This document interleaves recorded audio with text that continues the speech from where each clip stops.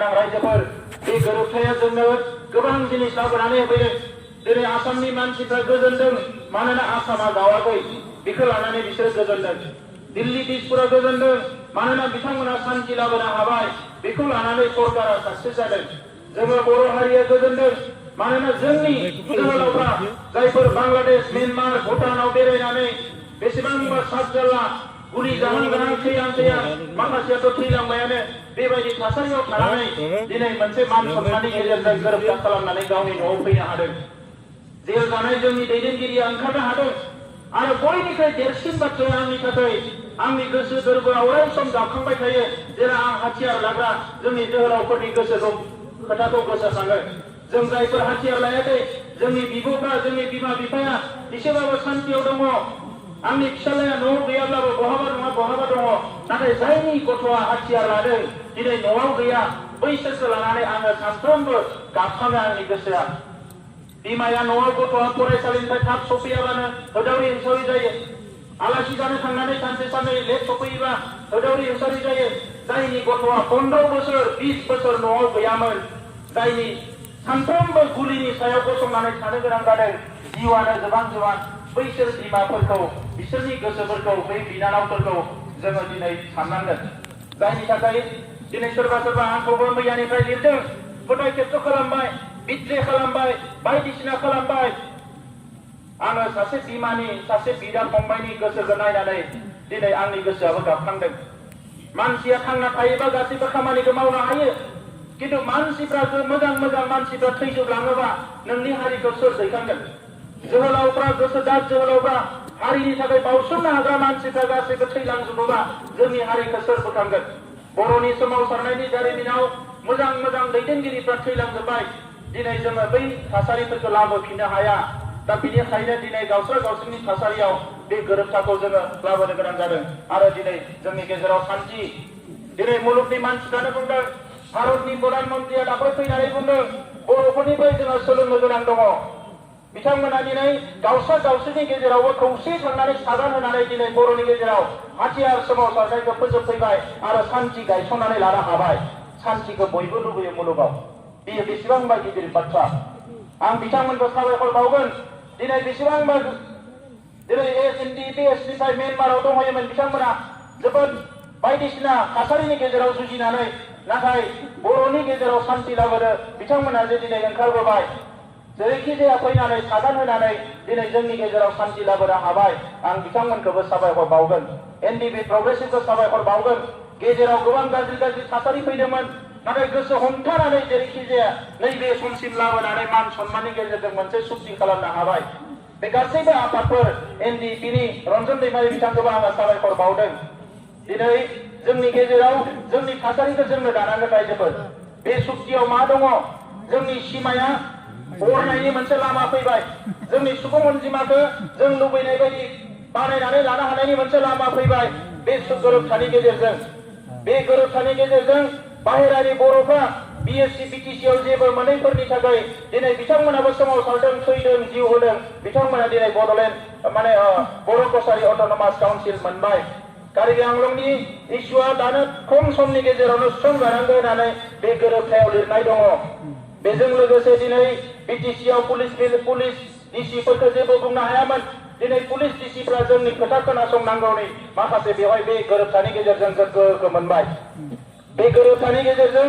दिनै जोङो आरोबाव गोबां जिनिस मोनबावनो हादों, जेखौ आङो बुंनानै फोजोबनो हाया। दिनै खेराइसालि जोङो मोनदों। खेराइया बर'नि बयनिख्रुइबो गोजामसिन, देरसिन जोंनि हारिनि हारिमु सिनायथिया जोनोम जादों खेराइनिफ्राय।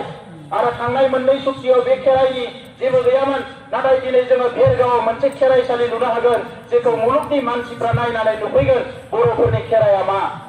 बे गोरोबथानिफ्राय कुमारिकाटायाव बाथौनि सायाव मोनसे जोंनि गोजामसिन बाथौ धोरोमनि मोनसे फसंथान बेवहाय गायसननो हानाय जाबाय। बै समावनो बिदोंमोन सेन्ट्रेल इउनिभार्सिटि। दिनै सेन्ट्रेल इउनिभार्सिटिखौ जोङो बड'फा उपेन्द्रनाथ ब्रह्मनि मुङावनो मोननो हाबाय। जोङो एनआइटि मोननो हाबाय। जोङो गोबां जिनिस बेवहाय दङ। दिनै जोंनि भेन्सार स्कुलनि मास्टारफोर, भेन्सार कलेजफोर बोसोर फोरोंनानै रिटायार जालाङो, बेथन मोना। बै मानसिफ्रा दिनै बेसेबांबा खस्थ' जायो। जोङो नैबे गोरोबथायाव जों रायज्लायनानै बड'लेण्ड ओनसोलनि जेसेबां स्कुल कलेज दङ सागान होजासिम दाख्लै 27 जानुवारिसिम गासैबो प्रभिन्सियेलाइज जानांगोन होननानै लिरनानै लाना फैदों आरो बेखौ सरकारा खालामनानै होनांगोन बेवहाय खुनु क्राइटेरिया गैया बड'लेण्डनि बाहेरायाव थानाय जिखिनि फरायसालि दङ बेबो प्रभिन्सियेलाइज जानांगोन बर'फोरनि जि सेपारेट डाइरेक्टरेट बिदोंमोन बियो जेरैखि जाया गायसनजानांगोन बे सुक्तियाव बे गोरोबथायाव लिरनानै लाबोदों हा हुनि खोथा बिटिसि ओनसोलनि हा हुआथ' बिनि गोहोआ जोंनियावनो दङ नाथाय बिटिसिनि बाहेरनि बिटिआरनि बाहेरनि जिफोर हा हु बेवहाय बे लेन्ड ब्लकनि बाहेरायाव थानाय जोंनि मानसिफोरनि हाया रैखाथि गैया नैबे गोरोबथायाव रोखा रोखा लिरनाय दङ बेवहाय जेरैखि जाया बे हाफोरा गोदान मोनसे आयेन जानानै जोंनि मानसिनि सायाव जोंनि मानसियानो रैखाथि मोननांगौ बेनि अनगायै दाख्लैबावै फोसावदों 1500 कौटि थाखा फैगोन बे 1500 कौटि थाखाखौ सोरबा बुंदों आं ओरै खालामगोन ओरै राननानै होगोन जों बुंदों बे 1500 कौटि थाखाखौ लामा दालां बानायनो मोना लामा दालां बानायनो आसाम सरकार भारत सरकारा फैसा हरखायो लाबोनो सोलोंनांगोन नाथाय बे फैसाया गोरिब गुन्द्राफोरनि जायनि थाखाय जों जुजिदों जाय गोरिब गुन्द्राया दिनै मोजाङै ओंखाम बोथिनै मोनजायाखै जाय जोंनि लाइमोनफ्रा दिनै स्कुल कलेज गारनानै बेकार जानानै दङ बिसोरनि राहा लामा बानायनायावसो नैबे 1500 कौटि थाखाया बाहायजानांगोन अब्लासो सुबुंनि जिउनि मानदान्दाया जौगागोन दा नंखायनो रायजोफोर जोङो बे सुक्तिखौ लानानै दिनै गासैबो जोङो मोनसे सिमां मोगथां जोङो नुदों आलादा रायजोखौ गारबाय फाइनाल गोरोबथा होननानै लिरदों बायदिसिना गोबां भइस होदों बे फाइनाल गोरोबथा माबा गोरोबथा बे जेबो नङा रायजोफोर सरकारासो सानदों फाइनाल जोंखौ जोंनि गोसोआव सेमि फाइनाल ना फाइनाल जोंसो थिग खालामगोन बेखौ नों उखैनायखौ नों मोनजायाबा नों गांनायखौ नों लोंनो मोनाबा मा फाइनाल जानो बेला 100 बार फाइनाल जागोन बियो दा बेखौ लानानै साननांगौ जेबो गैया गोसो गोरबोआसो सोरबाया आं दाख्लै बुंदों मैया सासे आंखौ बुंहरदों मैया जोंहा बुदां बल'ब आदायाबो बुंदों जे बड'लेण्डखौ सोरबाया जौआव गलायनानै लोंनो नागिरनाय खोनानाय खोथाखौसो बुंदोंमोन आङो दाख्लैबावै सोरबा बेबायदि खालामनो नागिरो नाथाय जोङो बेखौ बिखायाव सोनानै लानांगोन मानो बड'लेण्ड होननाय सोदोबा बर' हारिनि जिउ रेखा बेजोंसो बर' हारिया थांना थागोन बे बड'लेण्ड सोदोबजों बर' हारिया थांना थानायनि सिमां नुयो बड'लेण्ड सोदोबजों बर' हारिया खौसे जायो बड'लेण्ड सोदोबजों बर' हारिया जुजिनायनि गोहो मोनो बड'लेण्ड सोदोबजों बर' हारिया गावनि हारिखौ सोद्रोम जौ जुवा दायना बुथारनाय खोमसि फोथायनाय गासैनिफ्राय उदां खालामनानै गेरेमसा हारि दानायनि सिमां नुयो बे बड'लेण्ड सोदोबजोंनो दा बेखौ लानानै रावबो गोनो गोथो जानो नाङा ओंखायनो बिएसि जादों बड'लेण्ड अट'नमास काउन्सिल बिटिसि जादों बड'लेण्ड टेरिटरियेल काउन्सिल दिनै जादों बड'लेण्ड टेरिटरियेल रिजन बे जोंनि गोरबो सिंनिसो आरो आं मिजिंथियो आं हास्थायो दिनै जोंहा सिलाइनि आन्दलना जोब्बाय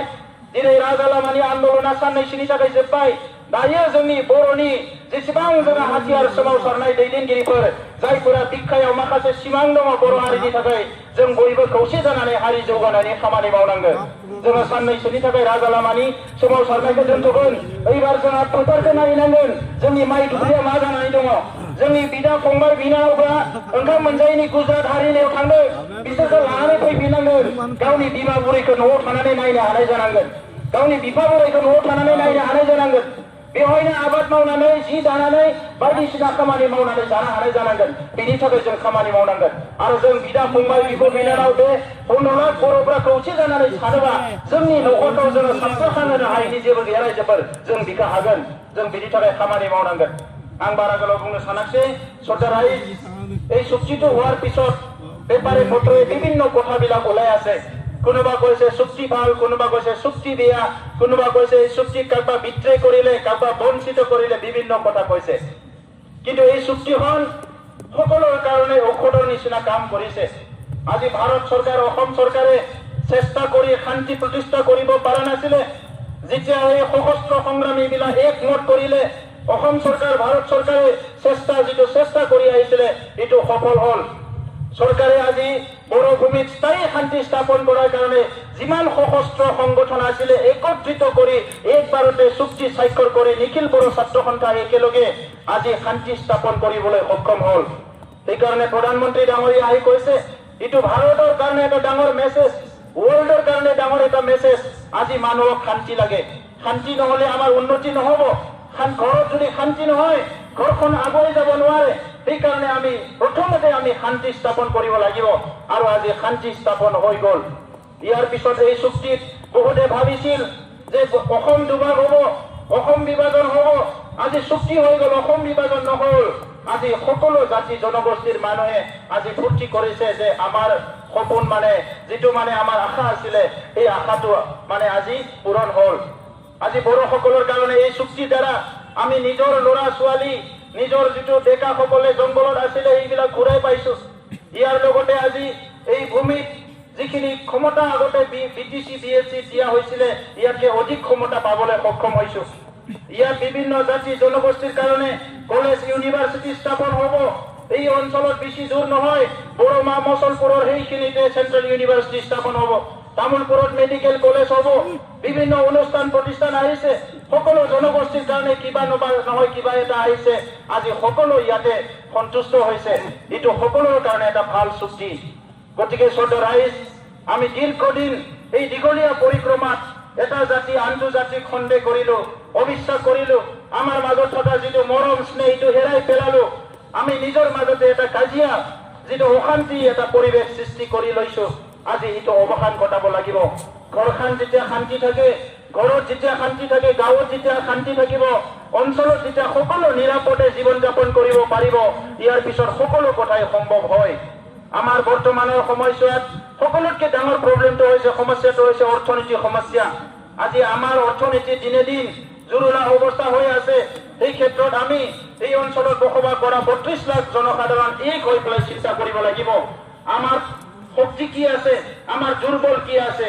আমাৰ খেতিৰ মাটি কি হৈ আছে আমাৰ বেপাৰ বাণিজ্য কি হৈ আছে আমাৰ ডেকাসকল কি কৰি আছে যিসকলে স্কুল কলেজ এৰিছে আমি সকলোৰে কথা চিন্তা কৰিব লাগিব সেইকাৰণে এই অঞ্চলত যিটো ১৫০০ কোটি টকা এই বিটিআৰ চুক্তিত আহিছে আমি সেই কথাটো স্পষ্ট কৰিছো এইটো ৰাস্তা দলং বনোৱাৰ কাৰণে নহয় ৰাস্তা দলং চৰকাৰে বনাব অসম চৰকাৰ ভাৰত চৰকাৰৰ আঁচনি আছে কিন্তু এই বিটিআৰত যিটো পইচা আহিছে এইটো গৰীব মানুহ দৰিদ্ৰ মানুহৰ কাৰণে ব্যৱহাৰ হ'ব লাগিব যিসকলে আজি নিবনুৱা হৈ ৰাস্তা পথে ঘূৰি আছে নিজৰ মা দেউতাক এৰি পেলাই গুজৰাট হাৰিয়ানাত যাব লগা হৈছে সেইসকলে ৰিটাৰ্ণ আহি নিজৰ ঘৰতে অসন্মানে কিবা যাতে কৰি খাব পাৰে ইয়াৰ কাৰণে আমি কাম কৰিব লাগিব আপোনালোকে আমাক এই চুক্তি হোৱালৈকে গোটেই সংগ্ৰামত সহায় সহযোগিতা কৰিলে আমাক বিশ্বাসত ল'লে আমাৰ জইন একশ্যনত বহুত নেতৃত্ব আছে এই সকলো নেতৃত্বক মই এই সময়ত ধন্যবাদ জনাইছো আৰু তামোলপুৰ অঞ্চলৰ পৰাই সমগ্ৰ বিটিআৰ অঞ্চলৰ বিভিন্ন জাতি জনগোষ্ঠী ৰাইজলৈ মই ধন্যবাদ জনাইছো নমস্কাৰ জনাইছো আৰু অনাগত দিনত আপোনালোকক কিবা ভুল কিবা যদি আমি বেয়া কথা কৈছো কিবা যদি আচৰণ দেখুৱাইছো আমাৰ সংগ্ৰামী নেতাবিলাকে সশস্ত্ৰ সংগ্ৰামী নেতাবিলাকে সংগ্ৰামৰ নামত কেতিয়াবা কাৰোবাক কিবা মানে বেয়া কথা কৈছে বেয়া ব্যৱহাৰ দেখাইছে এই কথাবিলাক গোটেই কথাবিলাকৰ কাৰণে মই নিজে ক্ষমা বিচাৰিছো আপোনালোকে ক্ষমা কৰি দিব আৰু আমি সবে প্ৰতিশ্ৰুতি লৈছো যে অনাগত দিনত আৰু এই অঞ্চলত এই ভূমিত যাতে কোনো হিংসা নহয় কোনো ইয়াতে কমিউনেল কনফ্লিক্ট নহয় এটা জাতি আনটো জাতিক ভয় কৰিব লগা নহয় সকলোৱে যাতে নিজৰ মূৰটো ওপৰত কৰি জীয়াই থাকিব পাৰে ইয়াৰ কাৰণে আমি প্ৰতিজ্ঞাবদ্ধ হ'ব লাগিব जोबथारनायाव बयनिसिमबो गोसो गोरबोनिफ्राय साबायखर बावबाय गोदान मोनसे थासारि गोदान मोनसे आबहावा जोंनि गेजेराव आङो बेखौनो उबंलावरि आर'ज गाबगोन थांनाय बिएससि चुक्ति जानायनि उनाव जि थासारि फैबाय बिटिसि गोरोबथा जानायनि उनाव जि थासारि फैबाय बिटिआर गोरोबथा जानायनि उनाव जाहाथे बे थासारिया फैया जोङो बिदा फंबायनि गेजेराव एना एनिखौ मालाबाबो नायनो लुबैला जोङो साफ्रोमबो बिदा फंबाय बिब' बिनानाव जोंनि समाज बयबो गोदना गोबालायनानै बयबो अनलायलायनानै संसार जानायखौ जों लुबैदों ओंखायनो सोरबाफोर बबेयावबा लामा दरथायाव बहाबा गोरोन्थि खोथा बुंफ्लाङोबा गोरोन्थि खामानिफोर मावोबा जोङो निमाहा होलायनांगोन आरो जोङो सानै हनै जाहाथे रावबो गोरोन्थिखौ मावा सासेया सासेनि सायाव हिंसा एबा बायदिसिना खामानिफोरखौ मावा बेखौनो आङो खावलायनानै जोंनि मोनफ्रोमफोरनिसिम आंनि गोसो गोरबोनि खुलुमनाय बावनानै आंनि बुंनायखौ बेवहायनो फोजोबबाय गोजोन्थों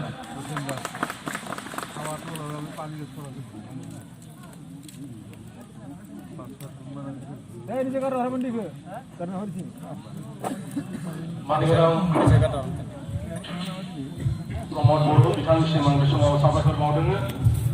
जोंनि जे गोरोबथा बे गोरोबथानि